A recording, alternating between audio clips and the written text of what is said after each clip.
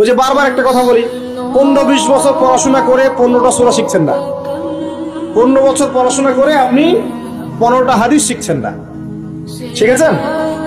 15 বছর পড়েছেন, 10 জন জান্নাতের সার্টিফিকেট প্রাপ্ত সাহাবীর নাম বলতে পারছেন না, নবীজির 10 জন স্ত্রীর নাম বলতে পারছেন না, তার জীবনী বলতে পারছেন না, ঈমান ভঙ্গের কারণগুলো বলতে পারছেন না, কোন কোন ক্ষেত্রে ওযুর মাসআলাগুলোও বলতে পারছেন না, কোনটা ফরজ কোনটা সুন্নাত। এমন আছে না?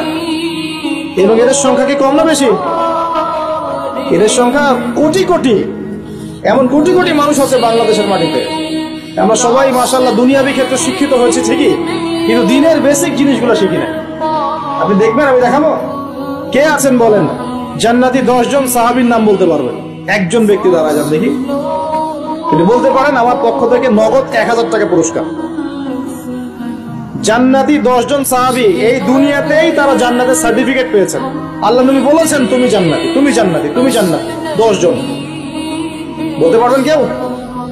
বিশ্বাস করেন, আমি যদি এখন ধরি কোনো পুরস্কার দিব না, 1 টাকাও ভাদিয়া নাই, আমাকে বলেন বাংলাদেশ ক্রিকেট টিমের 10টা প্লেয়ারের নাম বলেন, সবাই বলতে পারবে, পারবে না? 10 জন ইন্ডিয়ান নায়কের নাম বলতে বলেন, পারবে। 10 জন ইন্ডিয়ান নায়িকার নাম বলতে পারেন, পারবে।